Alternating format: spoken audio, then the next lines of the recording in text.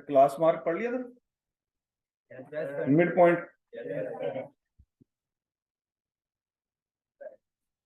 इसका फार्मूला वगैरह नोट कर लिया था।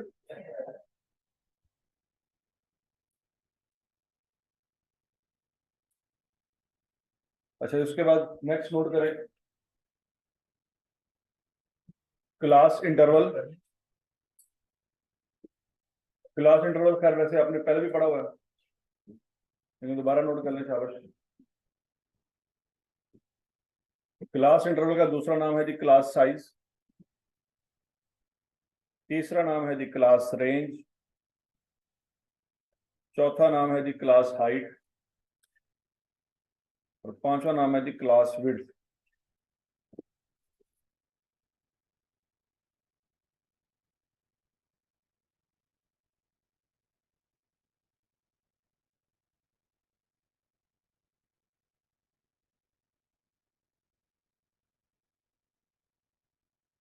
ठीक है जी।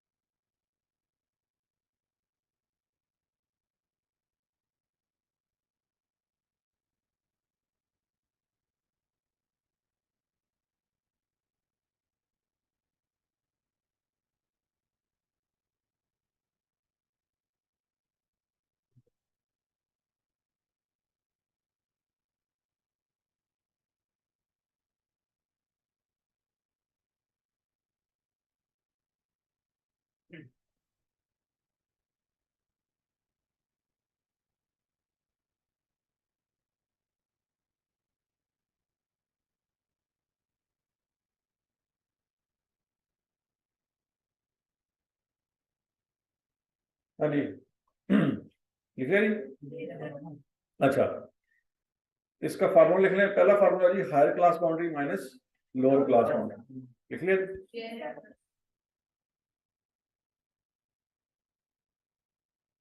अब बच्चों जरा देखो, आपको पता है जब आप ये सवाल शुरू करने लगे थे, ये फ्रीक्वेंसी डिस्ट्रीब्यूशन बनाने लगे थे, तो आपने क्लास इंटरवल क्या लिया था? 10। याद आया कुछ कुछ? 49 को 5 पे डिवाइड किया था तो 9.8 आया था, जिसको राउंड ऑफ करके हमने 10 कर दिया था। ये 0 से लेके 9 तक कितने डिजिट है?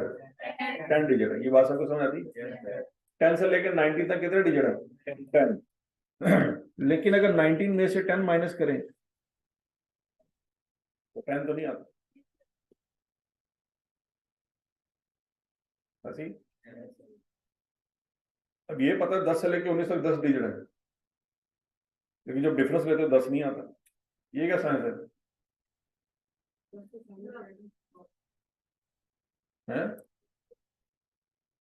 10 से लेकर 19 तक 10 डिजिट हैं, इस पे ईमान है कि नहीं? लेकिन वो 10 कैसे आता है? 19 में से 10 निकालें तो पीछे 9 आता है, 10 नहीं आता। 20 से लेकर 29 तक कितने डिजिट हैं? डिफरेंस ले तो 10 नहीं आता। उसमें आ सकता है कैसे? नहीं, इसमें होना चाहिए ना, 10 तो इसमें है।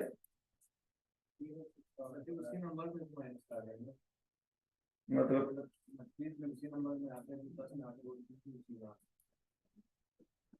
तो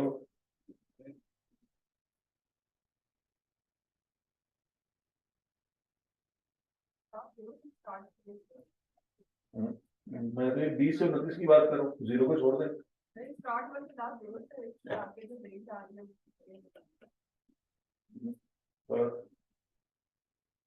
हाँ जी, शाबाश शाबाश शाबाश, ट्राई करें। मतलब हमें पता है 20 से लेकर 29 तक 10 डिजिट हैं, लेकिन जब डिफरेंस लेते हैं तो 9 आता है। अच्छा, लेकिन वही चीज अगर हम यहाँ पे करें, 29.5 में से 19.5 माइनस करें, यहाँ भी 10 आता है।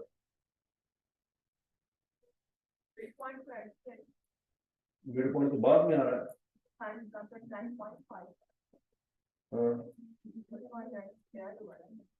सवाल तो ये है ना कि जब हमने 10 का इंटरवल रखा था तो ये बनाया था, वो तो बाद में बनाया, बनाया तो ये था हमने 10 का इंटरवल रख के। हाँ भाई, है कोई एक्सप्लेन करने वाला?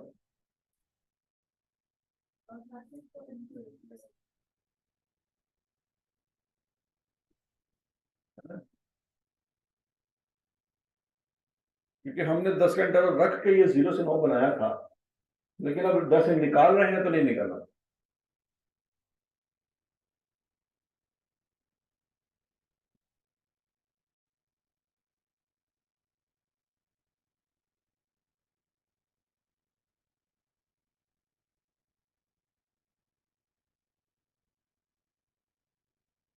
ठीक है जी, इसकी वजह सिंपल सा पॉइंट ये था, जब आप 29 में से 20 माइनस करते हैं ना, तो आपकी 10 की गिनती में,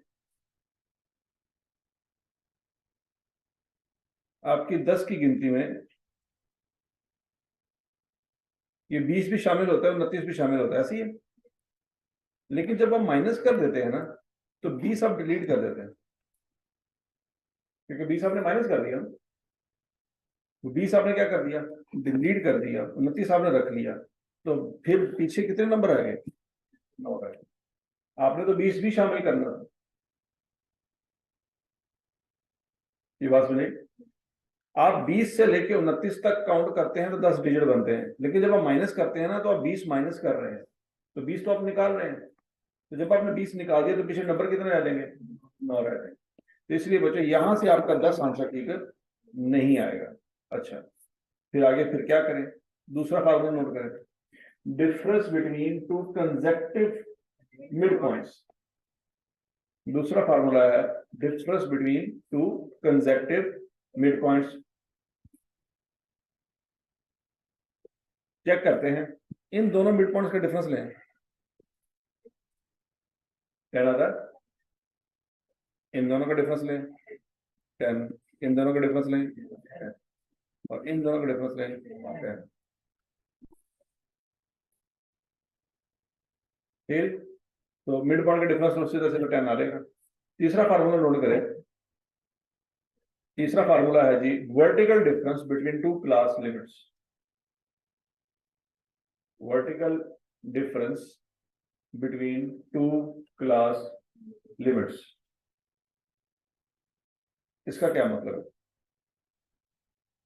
कि आप 0 से 9, 10 से 19 का डिफरेंस ना लें, बल्कि 9 और 19 का डिफरेंस लें।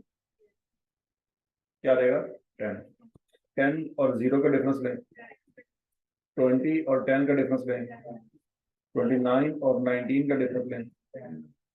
ठीक है, तो आपने वर्टिकल डिफरेंस लेना है तो आंसर आ जाएगा, जब आप हॉरिजॉन्टल डिफरेंस लेंगे तो आंसर नहीं आएगा। क्या ये पॉइंट समझ आया सब? क्लास बाउंड्री में बच्चों चाहे आप वर्टिकल डिफरेंस ले लें, चाहे आप हॉरिजॉन्टल डिफरेंस ले लें, आंसर सेम आता है, क्योंकि ऊपर भी 19.5 लिखा हुआ है और क्लास ये जो क्लास है शुरू भी 19.5 से ही हो रही है। ये पॉइंट समझ आया? तो क्लास बाउंड्री में हॉरिजॉन्टल डिफरेंस ले लें या वर्टिकल डिफरेंस ले लें, आंसर सेम आएगा। लेकिन क्लास लिमिट में आप वर्टिकल डिफरेंस लेंगे तो आंसर ठीक आएगा, हॉरिजॉन्टल डिफरेंस लेंगे तो आंसर गलत आएगा। हजम होगी बात?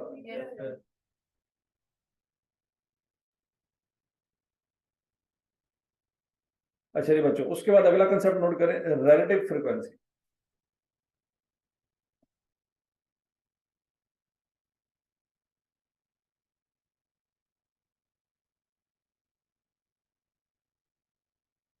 रिलेटिव फ्रीक्वेंसी का फार्मूला है frequency of A class divided by total frequency.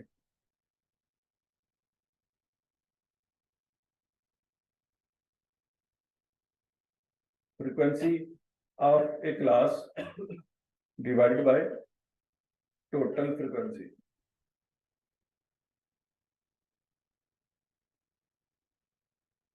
Note कर लिया?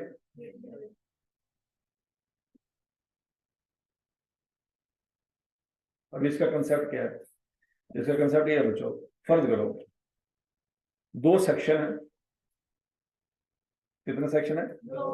सेक्शन ए में टोटल 30 बच्चे थे जिनका टेस्ट लिया था हमने। ये याद करिए जो फ्रीक्वेंसी डिस्ट्रीब्यूशन है, ये कितने बच्चों के मार्क्स थे हमारे पास? 30 बच्चों के मार्क्स थे, याद है? अच्छा, सेक्शन ए था ये, इसमें कितने बच्चे थे? 30। इन 30 बच्चों में से 5 बच्चे ऐसे थे जो टॉपर थे, जिनके 90% से ऊपर नंबर आए थे या A+ ग्रेड आया था। कितने बच्चे थे? एक दूसरा सेक्शन भी था जिसमें 100 बच्चे थे, उन 100 में भी 5 टॉपर थे। पॉइंट समझ आ रहा है? तो प्रिंसिपल के नजदीक क्या ये दोनों सेक्शन बराबर होंगे? क्योंकि पहले में भी 5 टॉपर हैं, दूसरे में भी 5 टॉपर हैं। पॉइंट समझ आ रहा है? अगर हम सिर्फ फ्रीक्वेंसी को देखेंगे ना, देखें जरा, ये आखिरी क्लास है 40 से 49, और इसमें कितने बच्चे हैं जी? 5। ये वो 5 बच्चे जिनका A+ ग्रेड आया होगा, ठीक हो गया? तो ये 5 टॉपर है।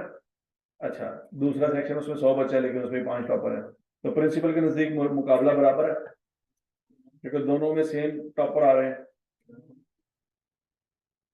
इसका मतलब ये हुआ कि समटाइम्स नंबर, सिर्फ और सिर्फ नंबर अगर आप देखेंगे ना, तो नंबर आपको सही इंफॉर्मेशन प्रोवाइड नहीं कर रहे। कि 30 बच्चों की क्लास में 5 टॉपर है और 100 बच्चों की क्लास में 5 टॉपर है, तो क्या दोनों क्लासेस की परफॉर्मेंस सेम है? नहीं। तो नंबर आपको कंप्लीट इंफॉर्मेशन नहीं देते। नंबर बराबर है लेकिन परफॉर्मेंस बराबर नहीं। याद रखिए बात लगी। तो कौन सी क्लास बेहतर है, कौन सी क्लास नहीं है, ये बच्चों नंबर से पता नहीं चलेगा। ऊपर भी 5 है, नीचे भी 5 है, इसमें से तो पता नहीं लगेगा। क्या करना पड़ेगा? आप परसेंटेज निकाल लें। पहली क्लास में अगर आप परसेंटेज निकालेंगे कि 30 में से 5 बच्चे टॉपर हैं, तो 5/30, ये बात में लगी। तो मल्टीप्लाई बाय 100 करेंगे तो 16, ये 17% आंसर आएगा। ऐसी है। अच्छा, नीचे वाले सेक्शन में 5 बच्चे टॉपर हैं, टोटल 100 है, तो 5/100 मल्टीप्लाई बाय 100, क्या आंसर आएगा? 5%।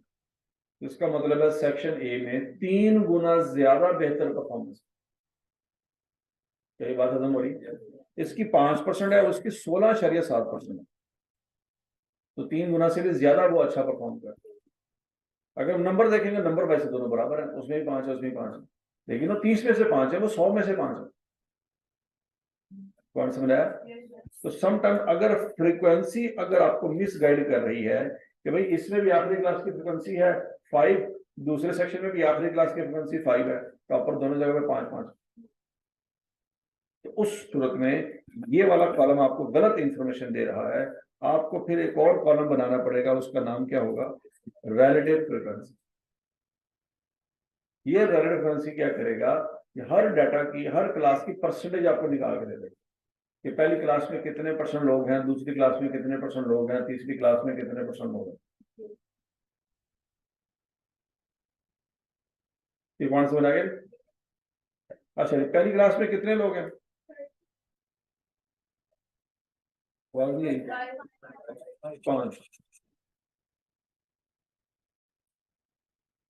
तो टोटल कितने हैं? 5/30 का आंसर आ जाएगा। क्या आ जाएगा? 0.167। इसको परसेंटेज में कन्वर्ट करना हो तो क्या करेंगे?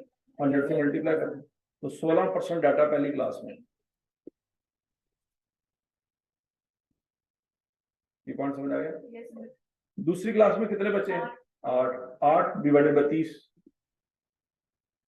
0.26। इसका मतलब है 26% डाटा दूसरी क्लास में। बात समझ आ गई? तीसरी क्लास में कितने बच्चे हैं? 6। टोटल कितने हैं? तो 6/30, 0.2, मतलब 20% डाटा तीसरी क्लास में। चौथी क्लास में कितने बच्चे हैं? 6। इसमें भी 20% डाटा होगा। और आखिरी क्लास में कितने बच्चे हैं? 5। 5/30 मल्टीप्लाई बाय 100, 16% बचा है इस क्लास में। यहाँ तक की बात सुनेगी?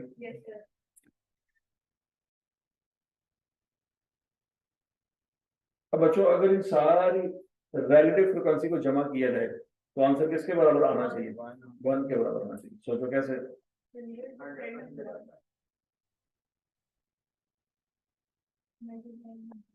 करके देख लो बच्चों। पहली वैल्यू क्या है?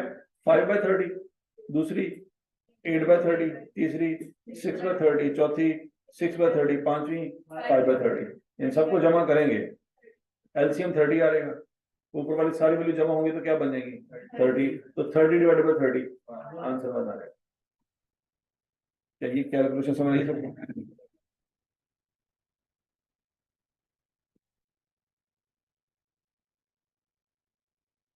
क्लियर है?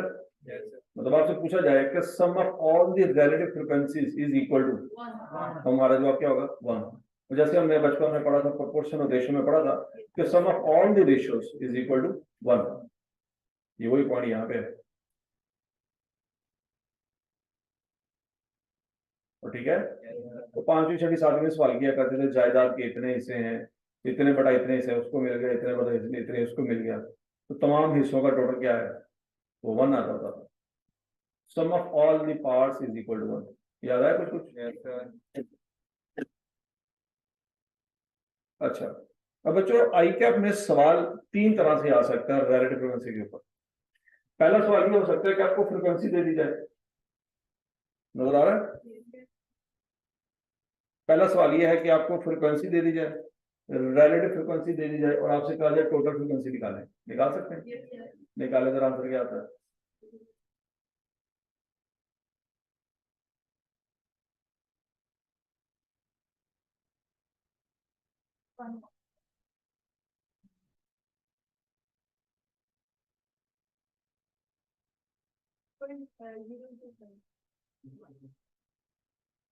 शाबाश शाबाश शाबाश शाबाश।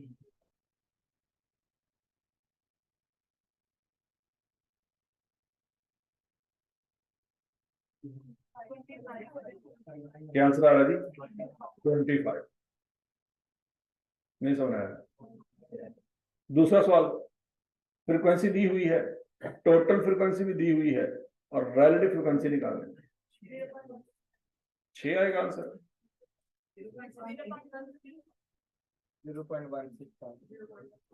0.167। चेक कर ले, शाबाश शाबाश। अब तीसरा सवाल है कि रिलेटिव फ्रीक्वेंसी दी हुई है, टोटल फ्रीक्वेंसी भी दी हुई है, फ्रीक्वेंसी नहीं पता, तो क्या आंसर आ जाएगा जी?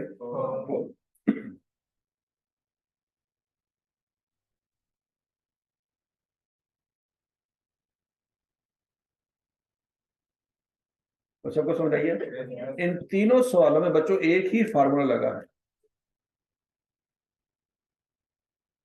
इस एक फार्मूले के ऊपर आकर 3 तरह के सवाल बना सकते हैं। ये बात समझ आइए?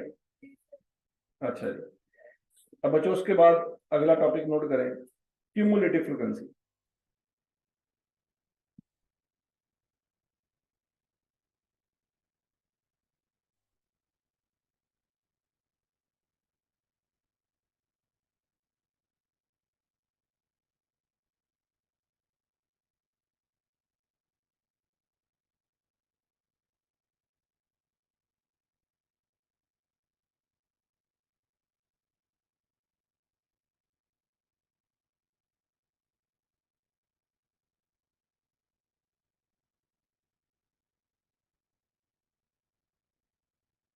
क्यूमुलेटिव फ्रीक्वेंसी बच्चों 2 तरह की होती है, एक होती है लेस देन और एक होती है मोर देन।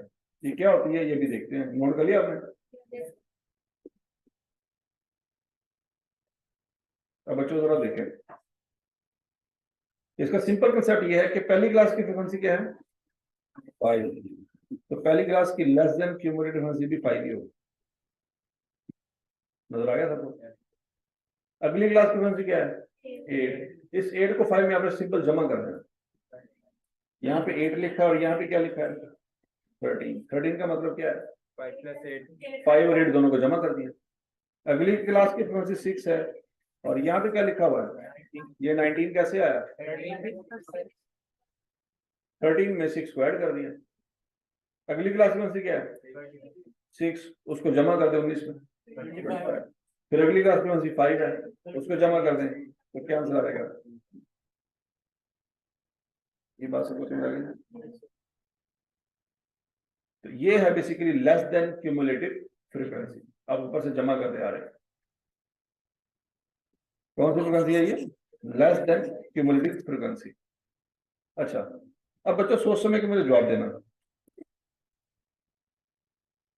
क्या आपको लगता है कि पहली क्लास में 9.5 नंबर लेने वाला बच्चा होगा?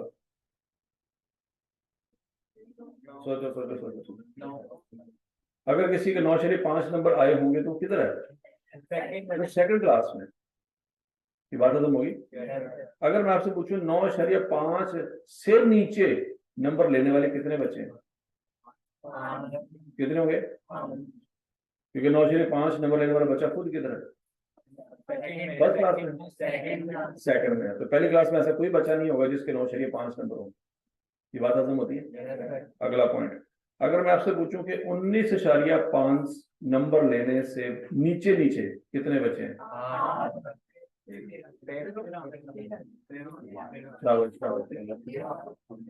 आइए सर।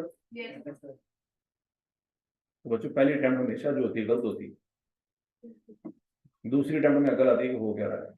तो ध्यान से शाबाश। 19.5 से नीचे नंबर लेने वाले बच्चे कितने हैं? 8 नहीं है। वो जो पिछले 5 है वो भी 19.5 से नीचे ही है। तो भाई 29.5 से नीचे नंबर लेने वाले बच्चे कितने हैं? तो वो 6 नहीं है। ये वाले 6 भी हैं, पिछले 8 भी हैं, और उससे पिछले 5 भी हैं। टोटल कितने बनते हैं? तो बजाय इसके कि आप इन सारी वैल्यूज को जमा करना शुरू कर दें, आप 29.5 के सामने यहाँ पे देखें क्या लिखा है। तो समझ आ गया? इसका कुछ इस्तेमाल ऐसे भी हो सकता है, अगर आपको बता दिया जाए कि पासिंग मार्क्स 29.5, पासिंग मार्क्स कितने? 29.5 से क्या मुराद होगा?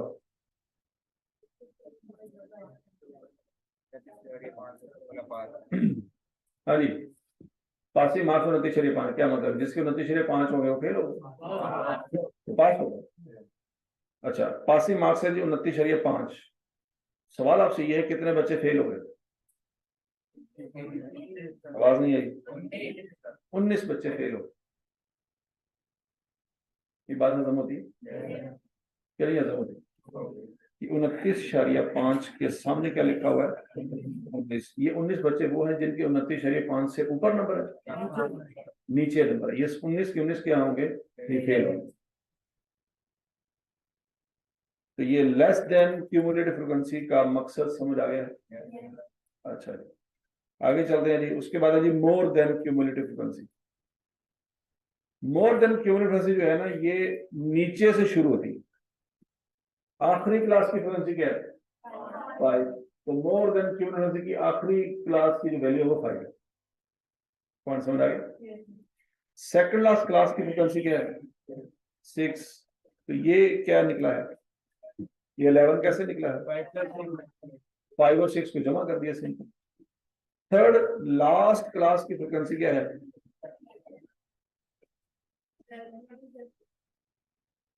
समझ आ रहा है सबको? ये नीचे से टोटल करते जाना आप।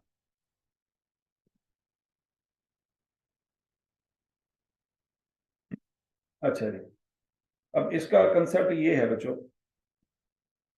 अगर आपसे पूछा जाए कि 29.5 से ऊपर नंबर लेने वाले बच्चे कितने हैं? 39.5 से ऊपर 11।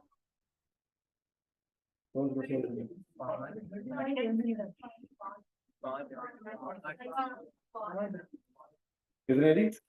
5 है। 29.5 से ऊपर 11, 19.5 से ऊपर 9.5 से ऊपर, और -0.5 के ऊपर। अब आपको पता -0.5 तो किसी का भी नहीं था, मिनिमम नंबर 0 थे। तो सबके सब बच्चे जो है वो -0.5 से ऊपर है। इवन के 0 वाला भी उससे ऊपर है। क्या ये पॉइंट समझ आ रहा है? ठीक है जी। अच्छा जी, वंस अगेन पासिंग मार्क्स है जी 29.5। सवाल आपसे ये है कि कितने बच्चे पास हुए? 11 के 16 के 17। कैसे? 29.5 के सामने क्या लिखा हुआ है? 19। लेकिन इसी के सामने यहाँ पे 17 लिखा हुआ है। 19 फेल हुए हैं, सामने तो 17 लिखा हुआ है, 17 पास हुए हैं। हाँ जी, इसके सामने नहीं देखना हमें,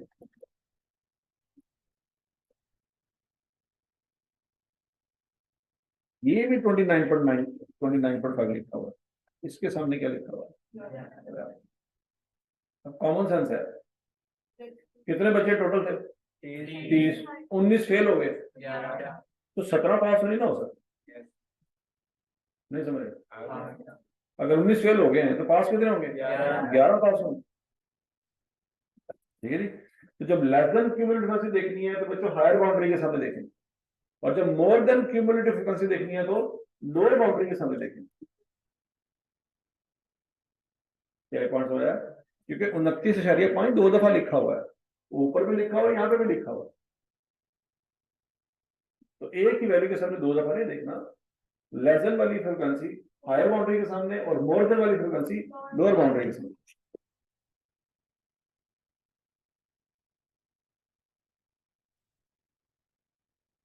हाँ जी, क्यूमुलेटिव फ्रीक्वेंसी समझ आ गई सबको?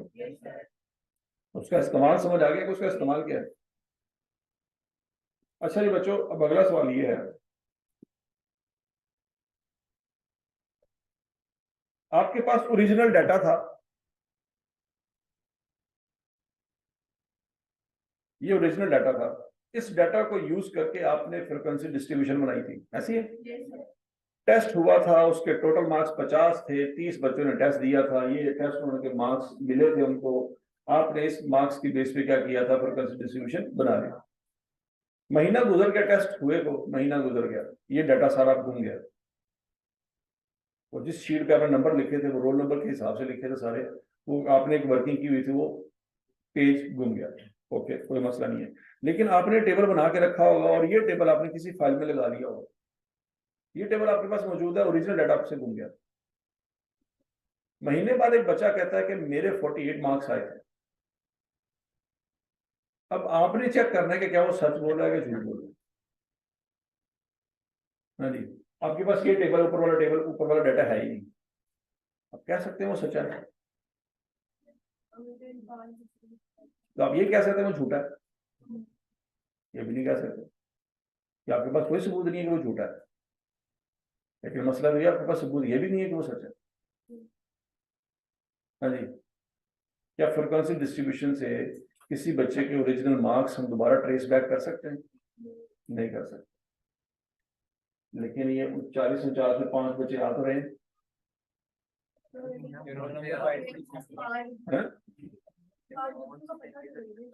ठीक है, 40 से लेकर 49 तक 5 बच्चे आ रहे हैं, लेकिन उन 5 बच्चों के मार्क्स हमें कंफर्म नहीं है कि किस किस का कितने नंबर थे। हो सकता है पांचों के नंबर 45 हो सकता है किसी के 41 हो, किसी के 42, किसी के 43, फिर 44 और 45 में स्टोरी खत्म होगी।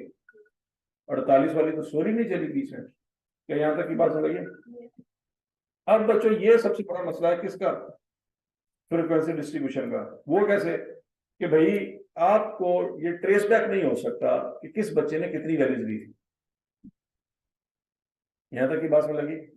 अब उसके लिए बच्चों दूसरा टॉपिक है, उसका नाम है स्टेम एंड लीव डिस्प्ले। क्या नाम है? Stem and leave display. Stem and leave display कहता है कि आपके पास जितने भी नंबर हैं उन सारे नंबर को देखा जाए तो उसके दो हिस्से हो सकते हैं। कितने हिस्से हो सकते हैं? दो। एक अकाई का हिस्सा, एक दहाई का हिस्सा। ये नाम सुने सुने लगते हैं। अकाई मीन्स जो यूनिट प्लेस का जो डिजिट होता है उसको क्या कहते हैं? अकाई का हिस्सा। और जो 10वीं प्लेस पे डिजिट आ रहा होता है, 10th प्लेस डिजिट है, उसको क्या कहते हैं? तो ये जो 26 है इसके दो टोटे हो सकते हैं। ठीक है जी, यूनिट प्लेस डिजिट और 10th प्लेस डिजिट। तो कहता है कि ये जो नंबर है इसके चूंकि दो डिजिट हैं 2 और 6, तो इसके फिर हम दो हिस्से कर सकते हैं। जो 6 वाला हिस्सा होगा उसको हम लीफ कहेंगे, और जो 2 वाला हिस्सा है उसको हम स्टेम कहेंगे। स्टेम एंड लीफ डिस्प्ले, नाम सुना सुना लगता है, याद करो, आपने नहीं लिखा भी हुआ? लिखा हुआ स्टेम एंड लीफ डिस्प्ले।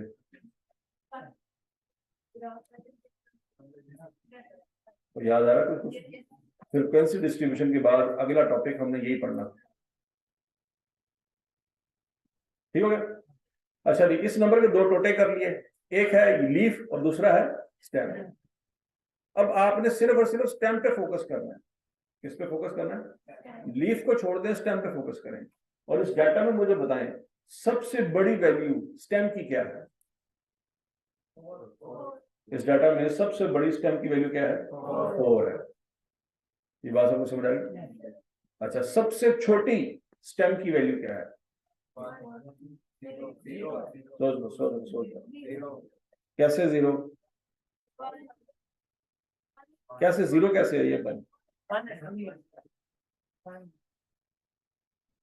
जल्दी से तो जल्दी से। बाद में कहना क्या, मैं यही कह रहा था, मुझे दादू जो कह रहे थे। जीरो है ये 1 है? जीरो कैसे है ये साबित करें। 20 तो ये क्या चीज है बोला? ये तो लीफ है। मैं क्या पूछ रहा हूँ? स्टेम पूछ रहा हूँ। हाँ जी, शाबाश, तसल्ली से। 1 है कि जीरो है? आवाज नहीं आई। सारी क्लास एग्री है या किसी एक बच्चे को इतराज है? हाँ जी, जीरो है। कैसे?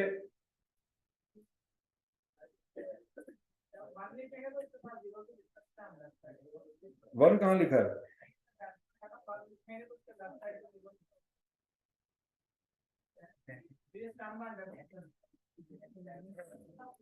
हाँ, तो समझ रही बच्चा क्या कह रहा है? जरा एग्जांपल दे फिर। देखिए ये 2 लिखा हुआ है, इसके सिर्फ क्या आएगा? जीरो आएगा। 2 तो स्टेम नहीं है। 2 क्या है? वो तो लीफ है, क्योंकि वो इकाई का डिजिट है। उसके साथ जो स्टेम है वो क्या है? वो जीरो है। वो नजर नहीं आ रहा, लेकिन पता तो है कि वो जीरो आएगा। इस डाटा में जो लोवेस्ट वैल्यू ऑफ स्टेम है वो क्या है? वो जीरो है, 1 नहीं है। पॉइंट समझ आया? अच्छा जी। तो लोवेस्ट वैल्यू ऑफ स्टेम क्या है? जीरो। और हाईएस्ट वैल्यू ऑफ स्टेम क्या है? 4। तो ये स्टेम एंड लीफ डिस्प्ले का टॉपिक कहता है कि भाई लोवेस्ट वैल्यू ऑफ स्टेम से लेके हाईएस्ट वैल्यू ऑफ स्टेम तक क्लासेस बना ले चुप करके। कैसे? स्टेम पे कॉलम बनाए, लीफ पे कॉलम बनाए, स्टेम पे कॉलम 0 से शुरू करें, 4 तक लिखें। 0 1 2 3 4।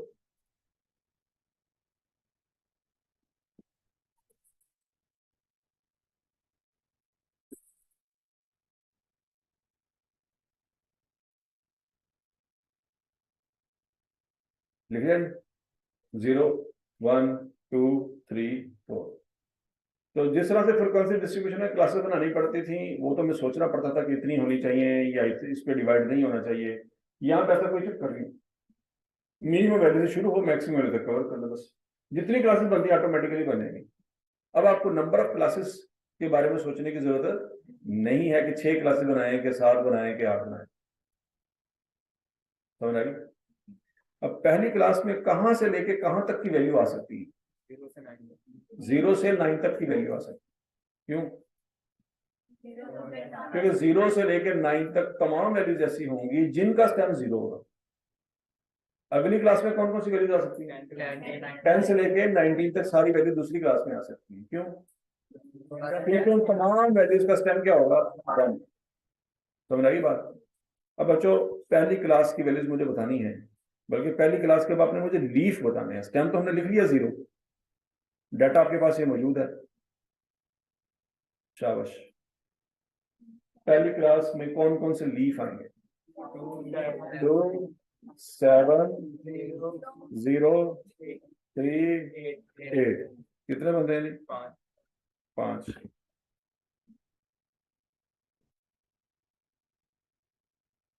क्लियर है?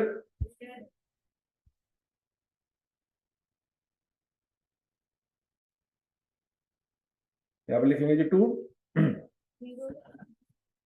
0 7 3 8। तो लीफ वाले कॉलम में सिर्फ लीफ लिखेंगे, स्टेम नहीं लिखेंगे। तरीका समझ आ गया जी? अच्छा जी, अगली क्लास कहां से कहां शुरू, कहां तक चलनी है? 10 से 19। तो अगली क्लास के सिर्फ आपने लीफ ढूंढने हैं।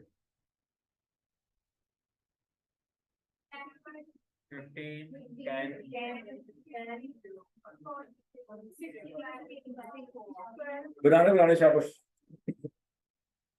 स्टेम में लीव डिस्प्ले आप अपना कंप्लीट कर लें, शाबाश, जल्दी करें, जो आपको समझ आता है वो कर लें, जो आपको समझ आता है वो कर लें।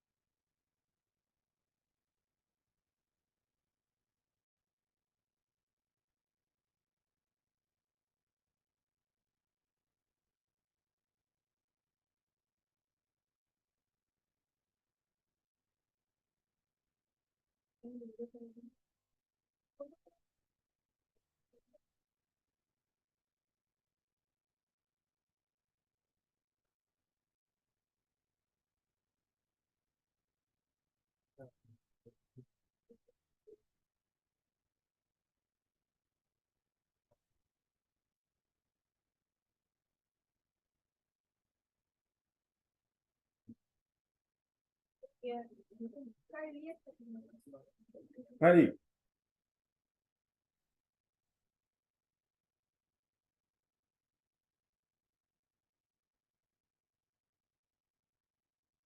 तो सबने सॉल्व कर लिया? बताएं जरा मुझे दूसरी क्लास में।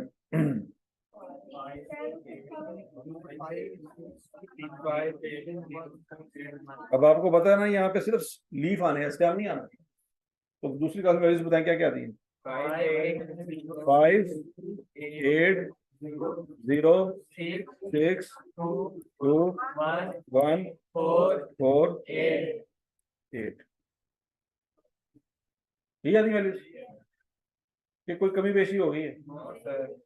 तीसरी क्लास की वैल्यूज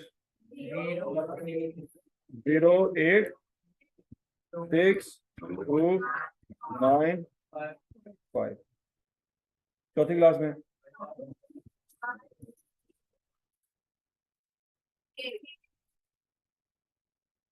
आखिरी क्लास में 9 3। अच्छा, ये सबको समझ आ गया जी? अब अगला पॉइंट ध्यान से, अब वो जो ओरिजिनल डाटा था ना वो गुम गया, अब आपके पास सिर्फ ये रह गया, ओरिजिनल डाटा गुम गया, महीना गुजर चुका है, वो किसी ने वर्किंग की थी शुरू शुरू में, वो फिर फेंक दी, उसकी जरूरत नहीं पड़ी, ये डाटा हमने फाइल में लगा दी। ओके, अब महीने बाद प्रिंसिपल साहब पूछते हैं, यार बताओ महीना पहले जो टेस्ट हुआ था कितने बच्चों ने टेस्ट दिया था? तो आपके पास ये डाटा है, कैसे कैलकुलेट करेंगे कि 30 बच्चों ने टेस्ट दिए? सारी वैल्यूज को काउंट कर लेंगे। किसको काउंट करेंगे? सिर्फ लीफ को काउंट करेंगे बच्चों, स्टेम को काउंट नहीं करेंगे। क्या ये पॉइंट समझ लगे कि अगर आपने स्टेम एंड लीफ डिस्प्ले में से टोटल नंबर ऑफ स्टूडेंट ढूंढने हैं तो आपने क्या करना है? सिर्फ लीफ काउंट करने हैं, स्टेम काउंट, क्योंकि स्टेम काउंट करेंगे तो फिर 35 बच्चे हो जाएंगे। 30 वैल्यूज वो हैं, 5 ही हैं, 35 बच्चों ने टेस्ट थोड़ी दिया था। ठीक हो गया? अगला पॉइंट, आपके पास सिर्फ स्टेम एंड लीफ डिस्प्ले है, ओरिजिनल डाटा कोई नहीं है। अगर आपसे पूछा जाए बताओ इस डाटा में सबसे कम नंबर कितने आए थे, कैसे पता लगा? ये वाला 0, ये वाला 0, स्टेम को देखेंगे,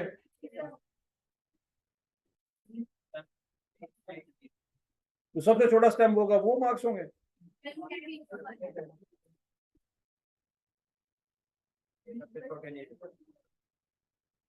हाँ जी, शाबाश, बताएं क्या करेंगे।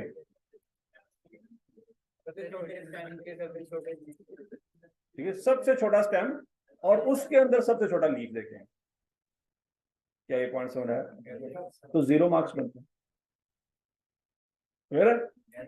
अगला पॉइंट, इस क्लास में सबसे ज्यादा नंबर कितने आए थे? 9 आए थे।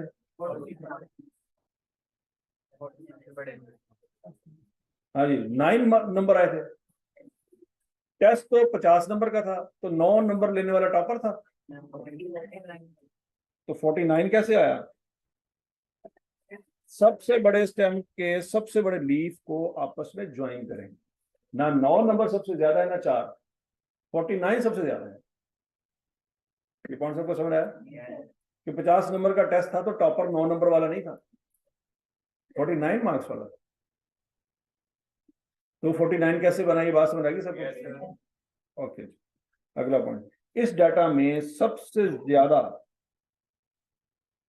सिमिलर मार्क्स कितने बच्चों के थे?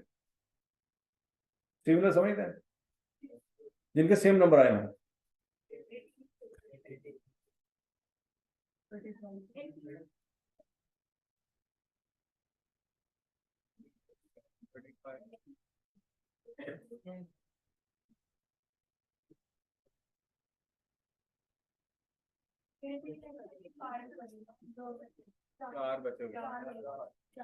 नवीन, ऐसी है? कौन कौन से?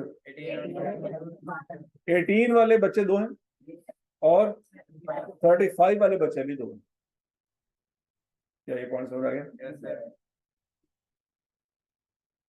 लेकिन ये 0 भी तो 4 दफा आ रहा है, ये देखो, फिर ये, फिर ये, फिर ये,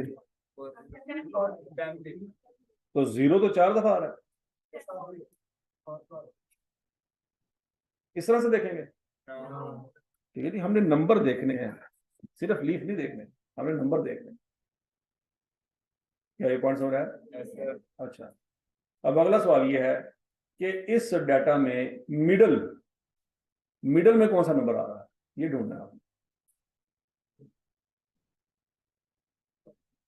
वो बच्चा जिस क्लास के सेंटर में जिसके नंबर आए हैं 25। सोच सोच,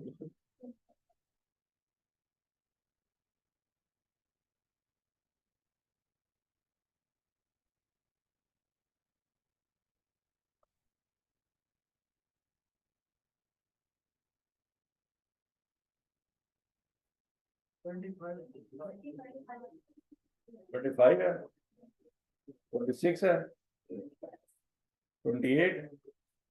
सोच सोच, देखो डाटा आपके सामने एक है तो आंसर भी एक होना चाहिए। आंसर 3 3 निकल रहे हैं।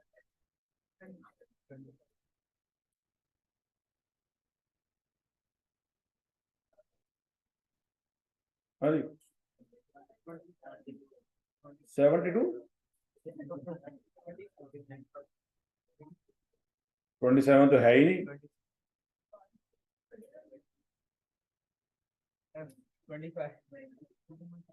अच्छा देखो बच्चों, बात हो रही है मिडल की। बात किसकी हो रही है? मिडल से मुराद यह है कि फिर कुछ वैल्यू से छोटी होगी और कुछ वैल्यू से, तो ये उसी वक्त पॉसिबल है जब आप डाटा को अरेंज करेंगे। नहीं समझ रहे? अब यहाँ पे 20 पहले आ रहा है, दूसरे नंबर पे 28 आ रहा है, तीसरे नंबर पे 26 आ रहा है, चौथे नंबर पे 22 आ रहा है और पांचवें नंबर पे 29 आ रहा है। क्या ये अरेंज हुई पड़ी वैल्यू? ये तो अरेंज नहीं हुई पड़ी। तो पहले को क्या करेंगे? अरेंज करेंगे। तो बात समझाइए, अरेंज करने में सबसे पहले फिर कौन सी वैल्यू आएगी? 0। फिर कौन सी वैल्यू आएगी?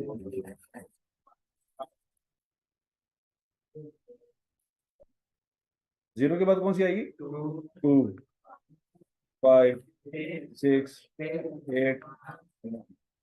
ये बात सबको समझ आएगी कि जब तक ये आपस में पहले रेंज नहीं करेंगे तब तक मिडिल वैल्यू नहीं निकल सकती। अच्छा, ऊपर वाली और नीचे वाली वैल्यूज भी रेंज करने की जरूरत है? नहीं, वो ऑलरेडी रेंज हुई पड़ी। रेंज से मुराद ये है कि हमें पता है कि इससे पीछे जो क्लासेस हैं वो छोटी वैल्यूज हैं और इससे आगे जो क्लासेस हैं वो बड़ी वैल्यू है, उनको रेंज करने की जरूरत नहीं है। अच्छा जी, अब टोटल बच्चे कितने हैं? आवाज नहीं आई। तो जो सेंटर में आने वाला बच्चा होगा वो 15वां बच्चा होगा। क्या ये हजम हुई बात? क्यों? 30 बच्चे हैं तो मिडल में 10वां बच्चा होगा, 20वां होगा, 25वां, 5वां, कौन सा होगा? कॉमन सेंस काम कर रही है। और घर में 3 बहन भाई हो तो मिडल में कौन सा है? हाँ जी, इसके लिए स्टैट की जरूरत है कि मिडल वाला बच्चा बताएं जी कौन से वाला है, उन्हें ज्यादा ईदी देनी है। वो नहीं लाभ रहा केड़ा, समझ आ गई ना?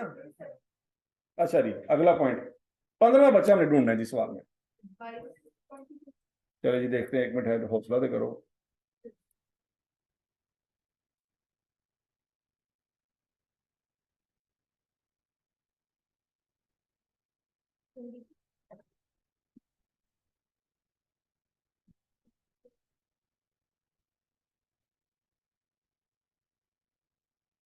हाँ जी, पहली वैल्यू आ गई 2, दूसरी, तीसरी, चौथी, 5वीं, छठी, 7वीं, 8वीं, 9वीं, 10वीं, 11वीं, 12वीं, 13वीं, 14वीं और 15वीं। तो 15वीं वैल्यू आ गई 22।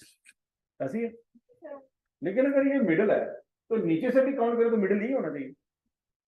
मिडल का मतलब क्या होता है? दोनों तरफ से मिडल। नहीं समझ रहे? अब नीचे से काउंट करते हैं, 1 2 3 4 5 6 7 8 9 10 11 12 13 14 और 15। नीचे से ये वाली वैल्यू आ रही है, ऊपर से ये वाली वैल्यू आ रही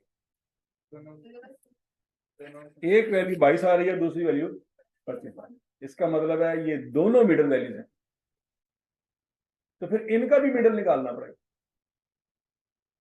नहीं बात समझ रही? घर में 4 बहन भाई हो तो मिडल में कौन सा है? कोई भी नहीं। दूसरा और तीसरा तो लड़ पड़ेंगे आपस में, वो कहेगा मैं मिडल बेचा हूं, दूसरा कहेगा मैं मिडल बेचा। तो समझ आई बात? तो इन दोनों को क्या करेंगे बच्चों? जमा करके 2 पे डिवाइड कर देंगे, तो क्या आंसर आ जाएगा?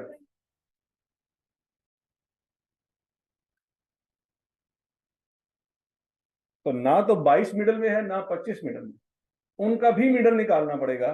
तो 23.5 जो होगा वो बेसिकली क्या होगा? आपकी मिडल वैल्यू।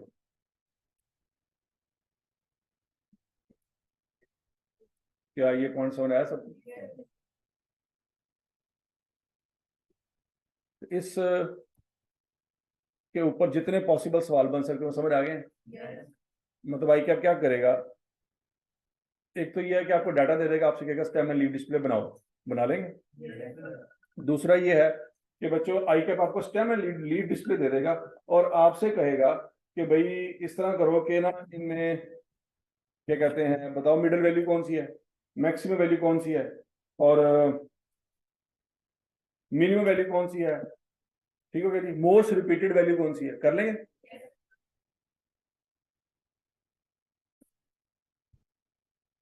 अच्छा जी बच्चों, ये तो हो गया था टेबुलेशन। टेबुलेशन में 2 बातें पढ़ी हमने, अगर आपको याद हो,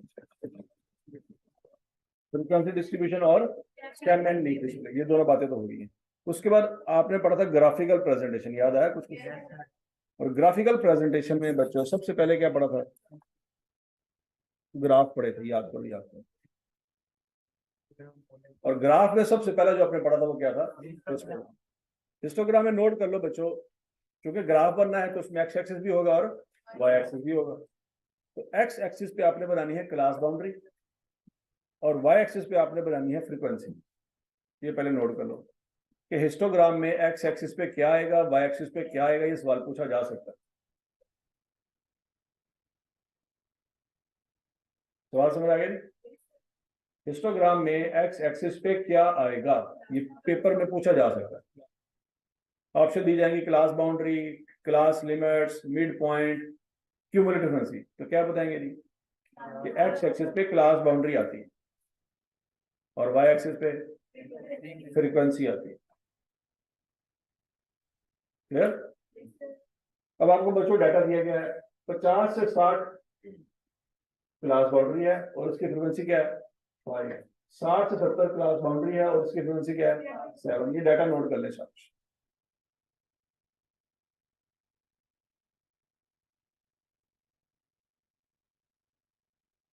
अच्छा, वो सवाल हमारा बच्चों मिस हो गया जिसकी वजह से मिस टाइम में लीड डिस्प्ले बनाया था। उस बच्चे ने कहा था महीने बाद कि मेरे 48 नंबर आए थे उस टेस्ट में से। क्या अब यहां से स्टैमल लीड डिस्प्ले देख के आइडिया लगाया जा सकता है वो सच्चा है कि झूठा? क्या वाकई 48 नंबर थे?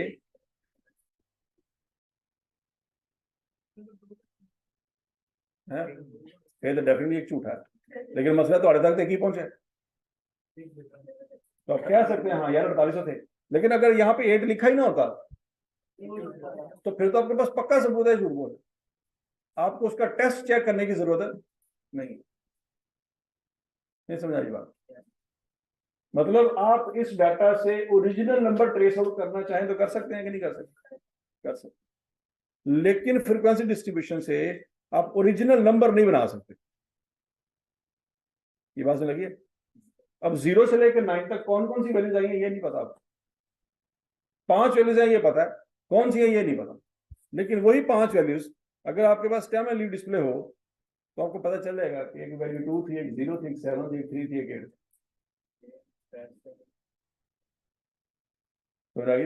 तो महीने बाद क्या 5 साल बाद भी अगर आपके सामने ये डाटा लिखा जाए तो आप उससे original data, original values find कर सकते हैं। तो बात सुनाइए। अच्छा जी, अब उसके बाद है बच्चों हिस्टोग्राम। ये डाटा नोट कर लिया तुमने? 50 से 60 5 फ्रीक्वेंसी है, 60 से 70 7 फ्रीक्वेंसी है, 70 से 80 10 फ्रीक्वेंसी है, 80 से 90 6 है, 90 से 100 जो है वो 4 फ्रीक्वेंसी।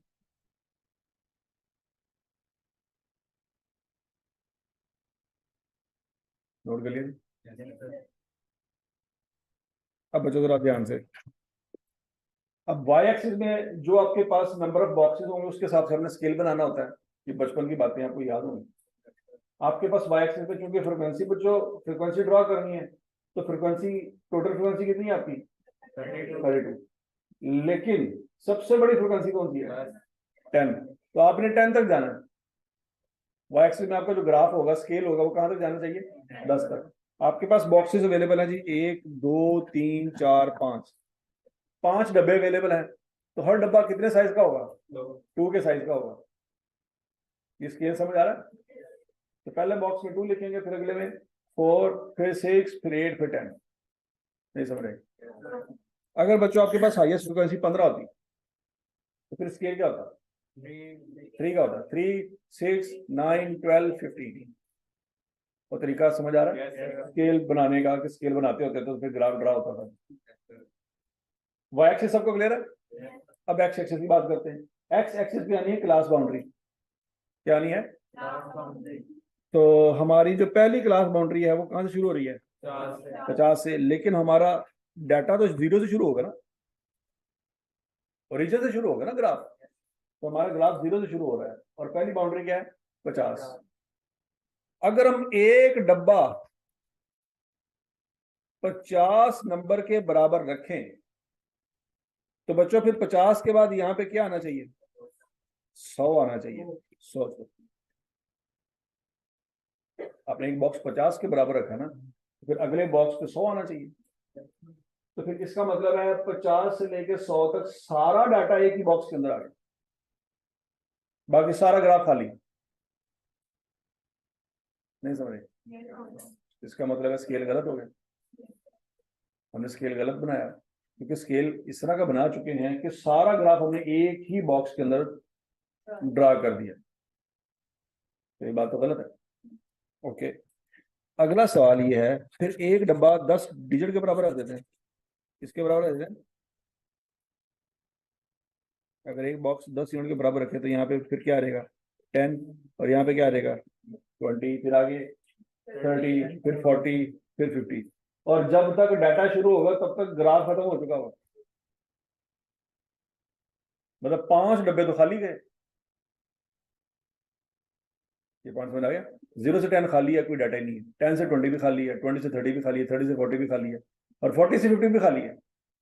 तो 5 आपके बॉक्सेस वैसे ही खत्म हो गए क्योंकि उसमें डाटा ही नहीं था। डाटा शुरू हुआ 50 से जाकर, जब तक डाटा शुरू हुआ तब तक ग्राफ खत्म हो गया। तो नहीं बात। तो फिर इसका हल ये है कि ग्राफ भी बन जाए और सारे का सारा ग्राफ एक डब्बे के अंदर भी ना बने। इसको हमने देखना है बच्चों। एक बॉक्स को हम 10 डिजिट के बराबर तो रखेंगे, लेकिन यहाँ पे 50 रखेंगे। क्या रखेंगे? और यहाँ पे कट का निशान लगा देंगे। किसका निशान लगा देंगे? कट। कट से मुराद ये है कि 0 से लेकर 40 तक हमने डब्बे बनाए थे, लेकिन डब्बे हमारे किसी काम के नहीं थे, तो उनको हमने हाइड कर दिया। क्या कर दिया? हर बॉक्स 10 डिजिट का ही था, लेकिन 0 से लेकर 40 तक सारे डब्बे खाली थे, तो हमने छुपा दिए। अब 50 पहली वैल्यू नजर आ रही है, उसके बाद क्या नजर आएगी? 60, 70, 80, 90, 100। तो एग्जामिनर को यह एतराज नहीं होगा कि भाईजान पहला डब्बा 50 का था तो दूसरा 10 का क्यों है। ये कट बता देगा कि भाईजान कुछ हुआ यहां पे।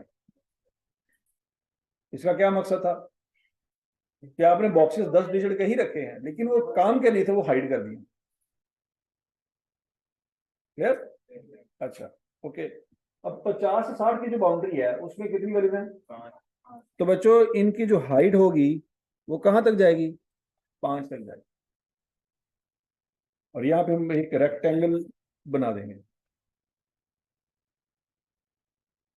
ये जो रेक्टेंगल डायग्राम बनी हुई है, बात समझ आ गई? अब 60 से 70 की फ्रिक्वेंसी क्या है?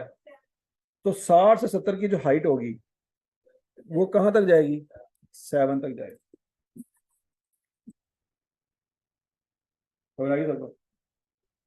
ये डायग्राम नोट करें, शाबाश।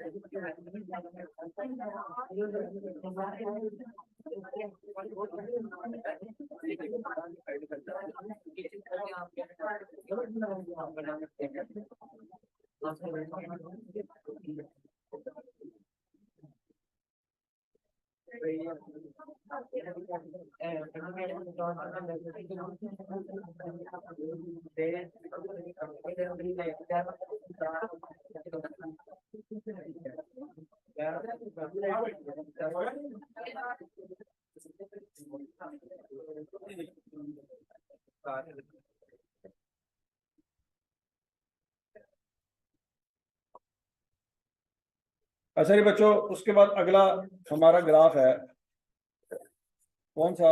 Frequency polygon. कौन सा ग्राफ है जी? Frequency polygon.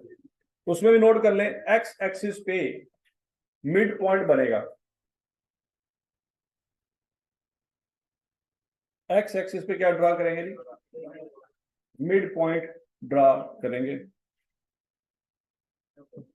और वाई एक्सिस पे फ्रीक्वेंसी ड्रा करेंगे।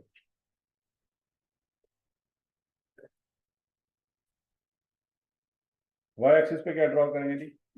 फ्रीक्वेंसी ड्रा करेंगे।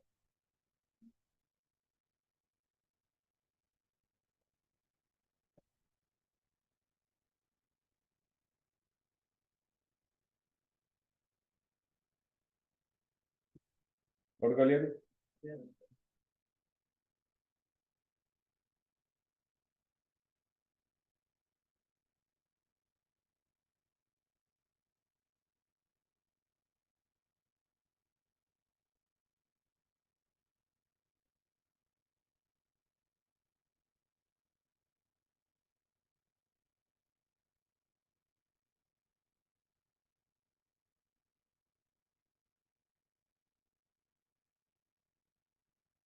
क्लियर? अच्छा जी। अब बच्चों आपको जो डाटा दिया हुआ है ऊपर वाला, ये जो ऊपर लिखा था मैंने,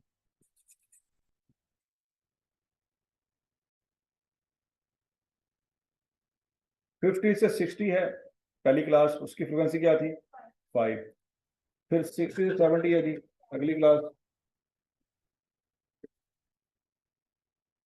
फिर 70 से 80, 80 से 90, 90 से 100। सेम डाटा जो ऊपर लिखा था, ऐसी है। अब मसला ये है, क्या हमें इस ग्राफ के अंदर क्लास बाउंड्री चाहिए? हमें क्या चाहिए? तो हमें मिड पॉइंट निकालने पड़ेंगे। तो मिड पॉइंट निकालने के लिए क्लास बाउंड्री ही काफी है या पहले क्लास लिमिट बनाएंगे? क्या ऐसा फार्मूला पड़ा है कि क्लास बाउंड्री से मिड पॉइंट निकला? क्या था? Lower boundary plus higher boundary divided by 2। तो 50 और 60 को जमा करें, 2 पे डिवाइड करें, आंसर क्या देगा 55।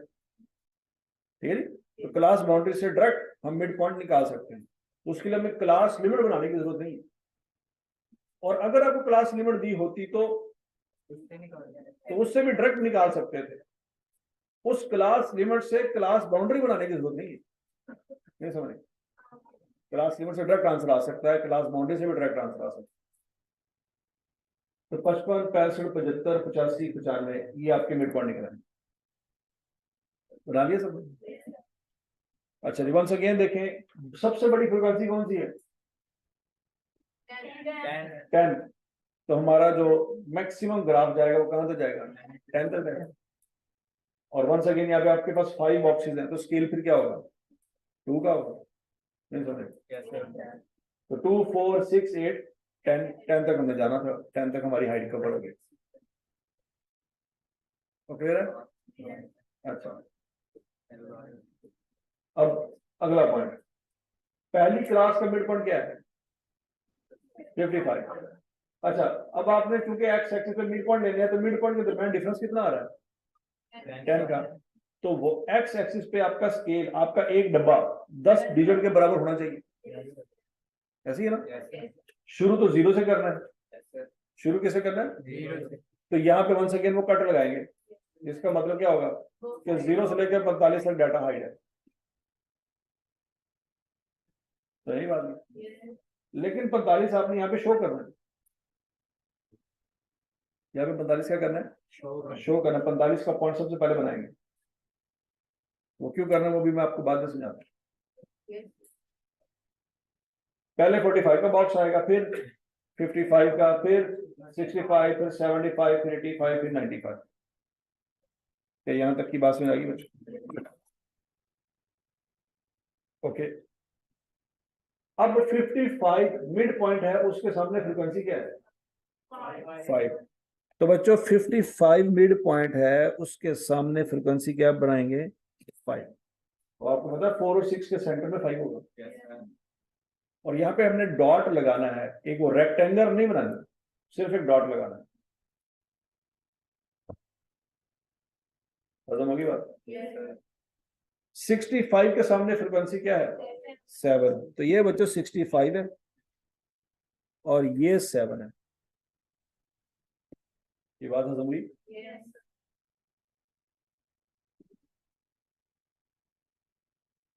75 के सामने फ्रीक्वेंसी क्या है? ये 75 है और ये 10 है। क्लियर? उसके बाद 85 के सामने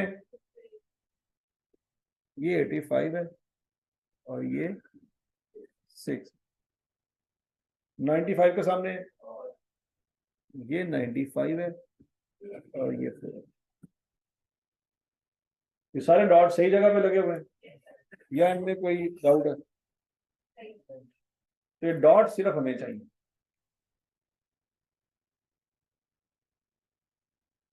क्लियर? अच्छा, अब इन डॉट्स को बच्चों आपने ज्वाइन कर देना है विद हैंड।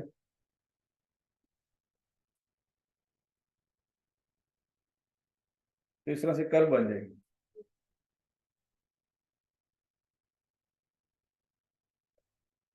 ये बात समझ लगी? अब इसको जरा गौर से देखें तो लग रहा है जैसे एक पहाड़ है, लेकिन ये हवा में है। ये जमीन के साथ अटैच नहीं। बात खत्म हो रही है? अच्छा, अब बच्चों जो पॉलीगॉन है ना, पॉलीगॉन का लफ्जी मानी होता है ए many sided closed shape. Polygon का मतलब क्या होता है? Many sided close shape. लेकिन ये जो शेप हम देख रहे हैं ये तो क्लोज नहीं है, ये क्लोज नहीं है। तो इसका अगर मतलब देखें तो मतलब तो यही बनता है कि क्लोज करो भाई इसको। ये पॉइंट समझ आया? यहां तक सबने नोट कर लिया? अब इसको क्लोज करने के लिए बच्चों जरा इमेजिन करें, अगर इस 50 और 60 के पीछे कोई क्लास होती तो वो क्या होती? 40 से 50। डाटा क्योंकि आपके सामने है सारे का सारा, तो उस क्लास की फ्रिक्वेंसी क्या होती? 0 होती। सोचो, क्योंकि डाटा तो आपके सामने। और मिड पॉइंट क्या होता? 45। इसका मतलब ये है कि अगर आपके पास कोई क्लास है जिसका मिड पॉइंट 45 है तो उसकी फ्रिक्वेंसी क्या है? 0। तो यहाँ पे डॉट बन जाएगा। इस डॉट को इस डॉट से ज्वाइन कर देंगे, लेकिन डॉटेड लाइन से। कौन सी लाइन से? डॉटेड लाइन से।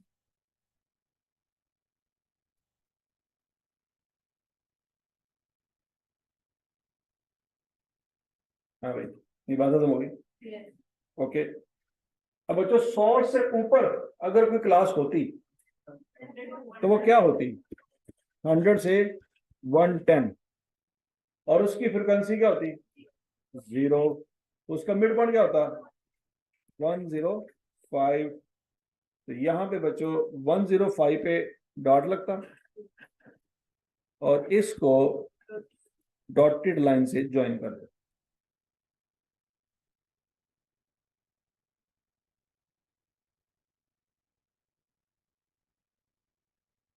ये बात सबको हजम होगी बच्चों?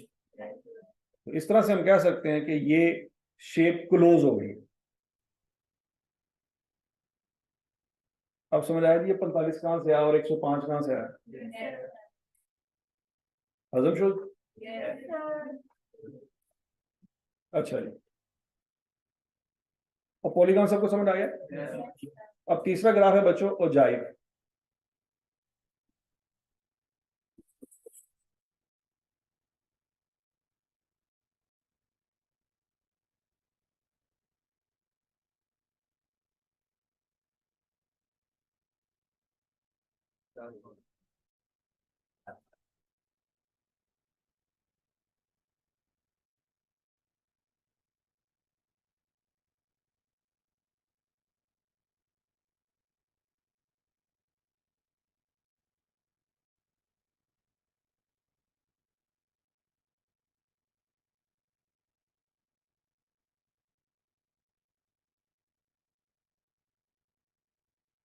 अच्छा जी बच्चों, इसमें नोट करें कि एक्स एक्सिस पे हायर क्लास बाउंड्री बनेगी। कौन सी बाउंड्री बनेगी? Higher class boundary. और वाई एक्सिस पे क्यूमुलेटिव फ्रीक्वेंसी बनेगी। क्या बनेगी जी? Cumulative frequency. लेकिन अब क्यूमुलेटिव फ्रीक्वेंसी हमने दो तरह की पढ़ी है। कौन कौन सी? लेस देन और मोर। अगर क्वेश्चन साइलेंट होगा तो बाय डिफॉल्ट क्यूमुलेटिव फ्रीक्वेंसी से मुराद होगा लेस देन क्यूमुलेटिव फ्रीक्वेंसी। अगर क्वेश्चन साइलेंट होगा और आपसे कहा जाए क्यूमुलेटिव फ्रीक्वेंसी बनाए तो कौन सी बनानी है? हम लेस देन बनाएंगे, मोर देन नहीं बनाएंगे।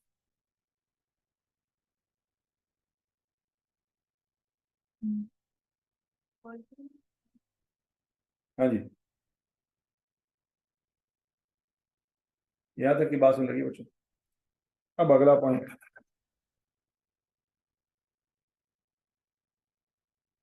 आपके पास पहली क्लास है 50 से 60, उसकी फ्रिक्वेंसी क्या है? 5। फिर 60 से 70 फ्रिक्वेंसी 7 है। फिर 70 से 80 फ्रिक्वेंसी 10 है। 80 से 90 फ्रिक्वेंसी 6 है। 90 से 100 फ्रिक्वेंसी 4 है। क्या आपको वाई एक्सिस पे फ्रिक्वेंसी चाहिए? अब बच्चों आपने 10 को फोकस नहीं करना। अब आपने स्केल जो बनाना है वो 10 को देख के नहीं बनाना कि 10 तक जाना है। यहां तक की बात लगी? वाई एक्सिस पे हमें क्या चाहिए? क्यूमुलेटिव फ्रीक्वेंसी चाहिए, तो पहले क्यूमुलेटिव फ्रीक्वेंसी का कॉलम बना लें। कौन सा, लेस देन के मोर देन? लेस देन वाला, समझ आ रहा है? तो लेस देन वाली ऊपर से शुरू होती है 5, फिर 7 जमा कर ले, फिर 10 जमा कर ले, फिर 6, फिर 4। क्यूमुलेटिव फ्रीक्वेंसी का कॉलम बनाना, शाबाश।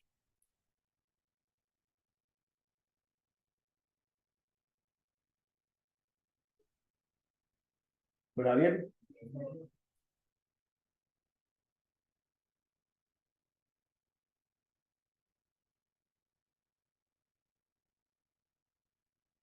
शाबाश शाबाश शाबाश।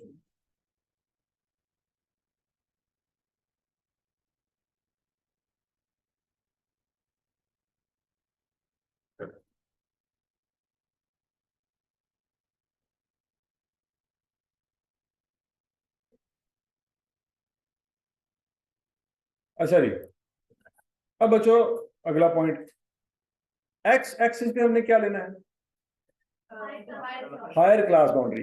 तो पहले क्लास की हायर बाउंड्री कौन सी है? 60। तो ग्राफ तो 0 शुरू होगा, लेकिन हम कट लगाएंगे, जिसका मकसद क्या है, जो अनयूज्ड हमारे पास ग्राफ होगा उसको हमने हाइड कर दिया। फिर हम पहले 15 लिखेंगे, उसका क्या यूज है वो बाद में देखते हैं, लेकिन हमने तो हायर बाउंड्री लेनी है। हमने कौन सी बाउंड्री लेनी है? हायर। तो हायर बाउंड्री कौन सी है? 60। अब 60 के सामने क्यूमुलेटिव फ्रीक्वेंसी कितनी है? 5। तो 60 के सामने एक डॉट बनाएंगे जिसकी हाइट क्या होगी? 5। ये बात समझ लगी? अच्छा, पहले बाइक से पे स्केल तो बना लेते हैं। अच्छा नहीं बच्चों, फर्ज कर आपके पास 1 2 3 4 5 और 6 डब्बे हैं। कितने डब्बे हैं? 6। और आपने कहां तक जाना है? 32 तक। तो स्केल क्या रखेंगे? 6 का रखेंगे या 5 का? 5 का रखेंगे तो क्या हो जाएगा? कम हो जाएगा। 5.5 का रख सकते हैं?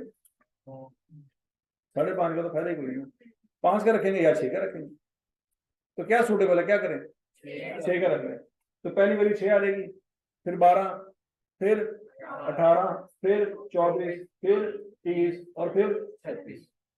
अब ये जरूरी नहीं है कि सर 32 आना चाहिए था, आपने 36 क्यों लिखा? कोई मसला नहीं, ठीक है ना। हमने स्केल ऐसा बनाया कि स्केल के साथ 36 आ रहा है, कोई टेंशन वाली बात नहीं। अगर 5 का स्केल रखते तो फिर 32 भी फिर भी नहीं आना था, फिर 30 आना। वही बात की। तो 6 12 18 24 30 36, ये वाई एक्सिस पे जो हमने स्केल बनाया, समझ आ गई सबको? उसके साथ देखिए बच्चों, 60 के सामने फ्रीक्वेंसी क्या है? 5। तो 60 के सामने क्यूमुलेटिव 5 है। ये डॉट समझ आ गया सबको? उसके बाद 70 के सामने क्यूमुलेटिव फ्रीक्वेंसी क्या है? 12। तो बच्चों 70 के सामने क्यूमुलेटिव फ्रीक्वेंसी 12 होनी चाहिए।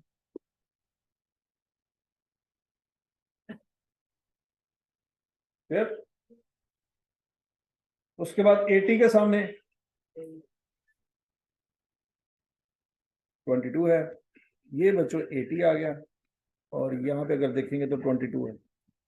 18 और 24 के सेंटर में, सॉरी 18 24 है, 18 और 24 के सेंटर में 22 होगा। तो 18 और 24 का सेंटर 20 होगा। क्या होगा? 21 होगा। इसका मतलब है 21 से थोड़ा सा ऊपर जाना पड़ेगा, नहीं समझेगा? तो 22 होगा ना। तो ये लाइन देखो थोड़ी सी मिडल से ऊपर है, नहीं समझ?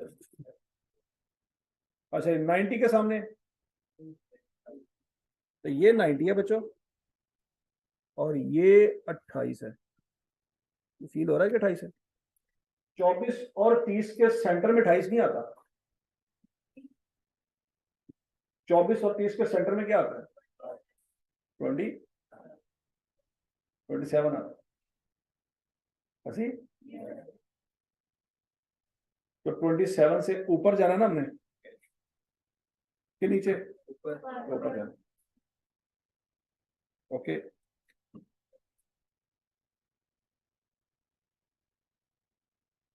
फिर उसके बाद 100 के सामने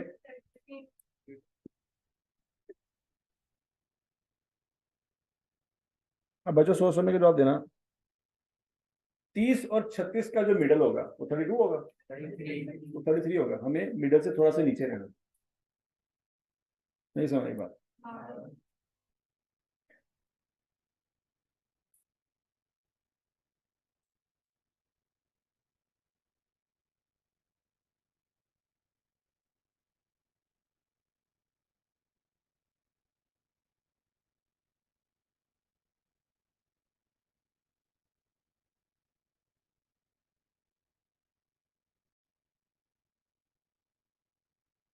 ठीक है जी बच्चों, अब इन लाइनों को हमने ज्वाइन कर देना वैसे जैसे पहले कर रहे थे।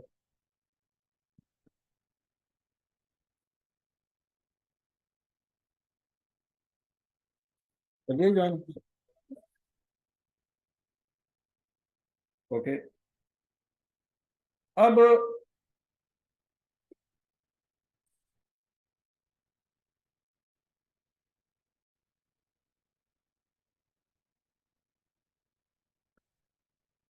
बच्चों, ओजाइव का मतलब होता है क्यूमुलेटिव फ्रीक्वेंसी पॉलीगॉन। क्या मतलब होता है? और पॉलीगॉन का मतलब क्या होता है? Many side close shape. इसको भी क्लोज होना चाहिए,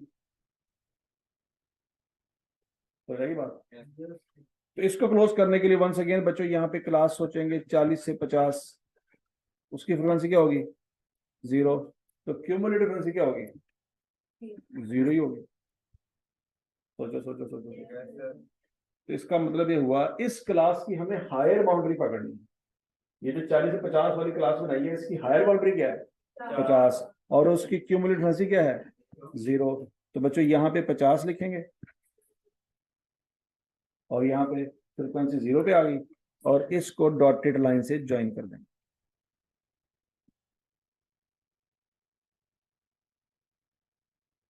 रही बात? अच्छा, अगला पॉइंट, 100 से ऊपर अगर हम क्लास बनाए तो क्या बनेगी? 100 से 110 फ्रीक्वेंसी क्या होगी? 0। क्यों फ्रीक्वेंसी क्या होगी? ये 0 हो जाएगी। क्यूमुलेटिव फ्रीक्वेंसी क्या होगी?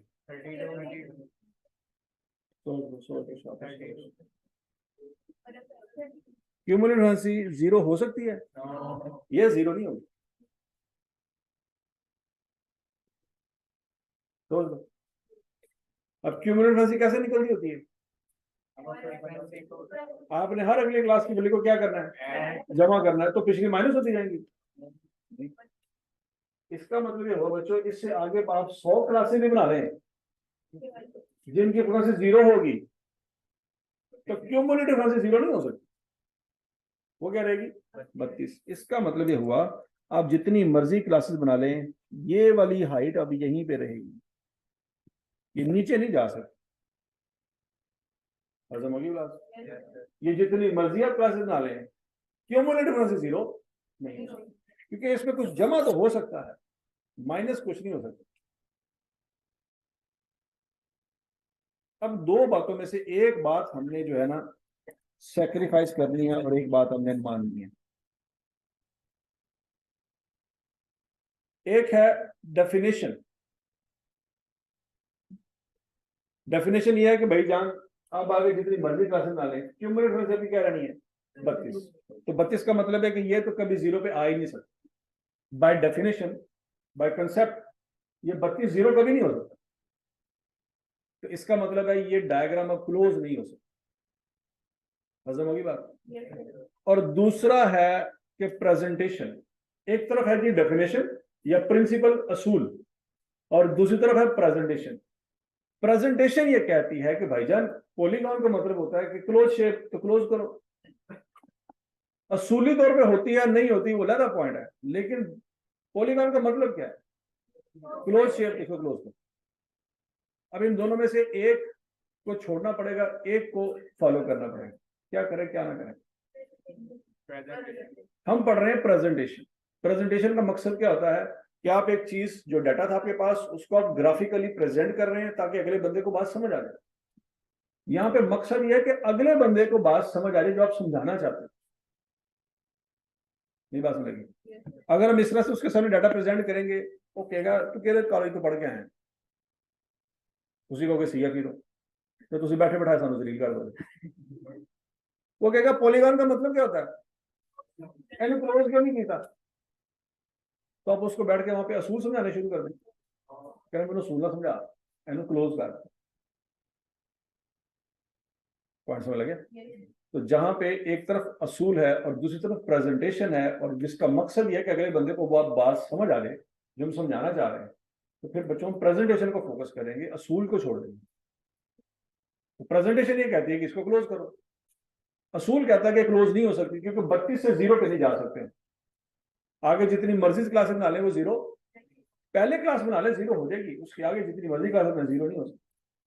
तो बच्चों फिर मजबूरन परपेंडिकुलर नीचे ड्रा करना पड़ेगा। क्यों? अगली क्लास बनाने का फायदा कोई नहीं।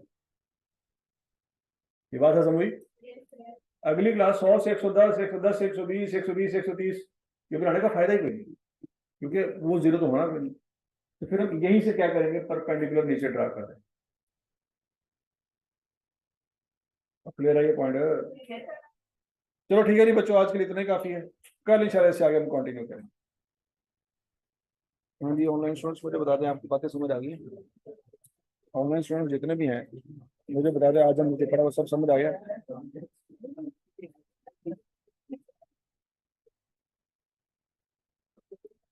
ओके बच्चों, थैंक यू, अल्लाह हाफिज।